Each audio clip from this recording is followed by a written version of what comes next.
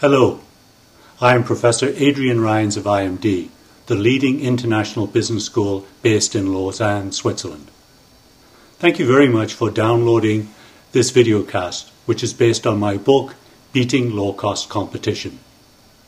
This videocast deals with two themes. First, assessing the opportunity for low-cost competitors in my market or industry, and second, deciding how to react to those low-cost competitors if you should decide to do so. This videocast is one of a series of 6 videocasts that provide advice on how to react to low-cost competition. For further information on the series, please go to this URL. Dealing with the low-cost threat exposes a company's managers to a series of strategic choices that are best illustrated with a flowchart. Let us go over these decision points one by one. The first decision point covers the overall low-cost threat. Is my company in a sector that is exposed to low-cost competition? Some industries are less at threat from low-cost competitors. Just consider elevator repairs or 3-star restaurants. Other protective factors for companies include strong intellectual property barriers, for example in the pharmaceutical or biotech industries until patents expire, industries where strong distribution networks are needed, think Caterpillar or John Deere, industries at the early stage of their development, where rapid technological change may keep low-cost competitors at bay, at least for a time. If you can't count these blessings as part of your competitive environment, then you should be asking yourself the question, is there room in my market for a low-cost or price-value competitor? This is the second point in the flowchart. In order to answer this question, you'll need to assess the market size of the segment. One method to think this through might be to reflect on price elasticity in your company's business. At different price points, which customers could you capture? How many new customers would lower prices attract? How many existing customers would shift to lower cost alternatives, if good enough ones were available? The next decision point in the flowchart addresses the question, should my company enter the low-cost segment? If you decide to compete in the good enough segment of the market, there are several options. I would distinguish between 3 principal entry methods. The first strategic option is to use the existing company infrastructure and create an internal division focused on the low-cost or good enough opportunity. In many cases, this option might be more complicated to manage, but it makes it much easier to share resources such as procurement, R&D, IT infrastructure, etc. In some cases, it might allow a company to test the waters before making the leap to a fully independent business unit.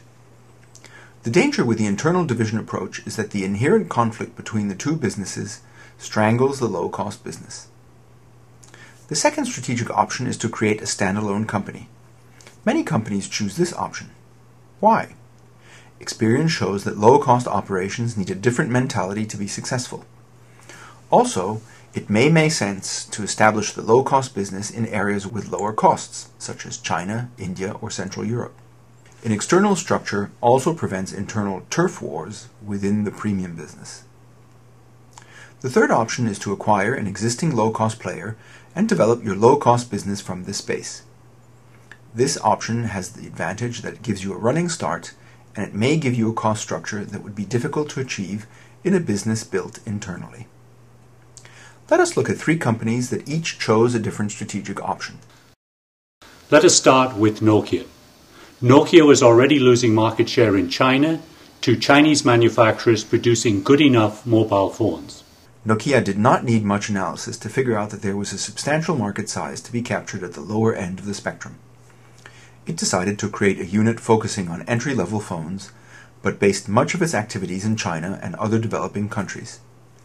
Nokia chose this option for a number of reasons: to leverage its economies of scale in R&D and manufacturing, to use the Nokia brand in both the low-cost and premium segments, to gain quick acceptance in the low-cost segment, and to encourage entry-level customers to later upgrade to premium Nokia phones. ING, on the other hand, set up a separate business unit, ING Direct, to enter the good enough segment of the retail banking market. The pilot market was Canada, where ING had no retail banking presence. This allowed the CEO, Arkady Kulman, and his team to design the business from the ground up and to really incorporate some out-of-the-box thinking in many areas of its strategy. ING Direct used some hard-hitting ads comparing its much better interest rates to those of Canadian competitors.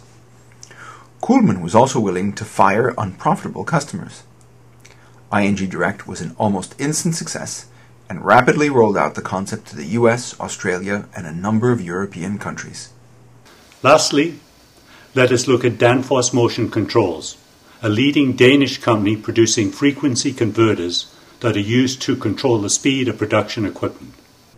Danfoss acquired Hollip, a low-cost operator in China, in 2005. About 100 low-cost Chinese players had already captured about 20% of the market, and an acquisition seemed to be the fastest route to recapturing some lost ground. One big challenge was to keep Hollip cost-competitive. The temptation that Hollip resisted was to upgrade employee working conditions to Danish standards, introduce the latest technology, link it up with the Danfoss infrastructure, etc. As the Hollip story suggests, one of the biggest challenges to developing a successful low-cost business is building or maintaining the very different business culture that a low-cost operation requires. Of course, not all companies decide to go along this branch. Perhaps they feel the low-cost opportunity is not attractive enough, or they just don't see how they could develop a winning strategy in that segment of the market. So, in another videocast, we'll talk about what you do if you decide not to enter the low-cost segment, but rather to focus on your premium segments. Then the big question is, how do you bulletproof your business against aggressive low-cost competitors? We hope that you have found this videocast useful. Should you have any questions or comments, please contact us at this email. Additionally, thank you for spreading the word about this series to your friends and colleagues. Thank you once again, and good luck with your low-cost ventures.